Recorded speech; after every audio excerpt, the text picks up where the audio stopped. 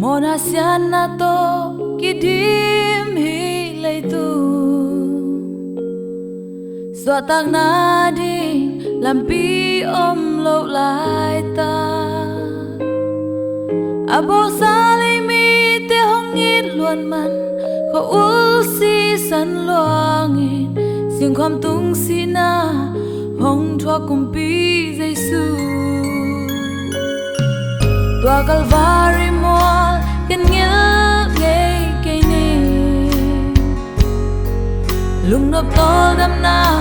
ka nga na sing lam te Ka khang tang tuong kheo sa Tua man pa si san lo Ka kha be khilo ka pumpi zang hong tan hi Kaya ding aman pa pe Tua sing lam te Kaya ding ka chi te na Tua sing kwam pi Te pi ding adang om lo Tua man pa si san lo Kaya ding e kanun na will be a hit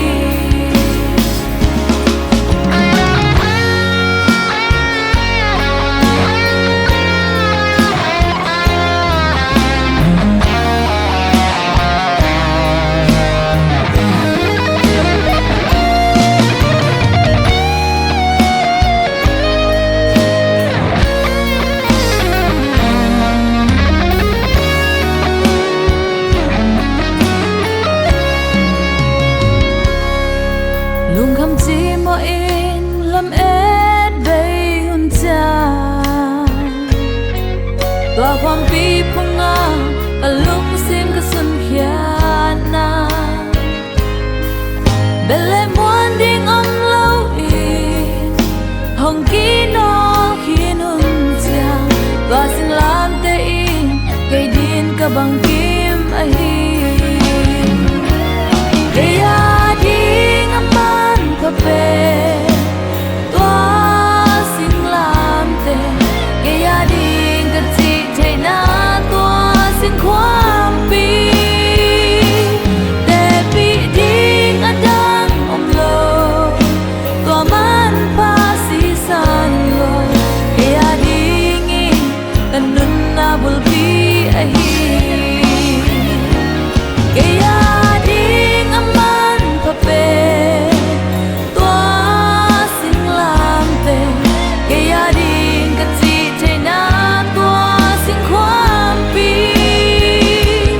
Te pi ding adang om lo Tua man pa si san lo Kaya ding e kanun na bul pi a hi Ka khang tang tuong kheo sa Tua sing lam te Kaya ding e kanun na bul pi a hi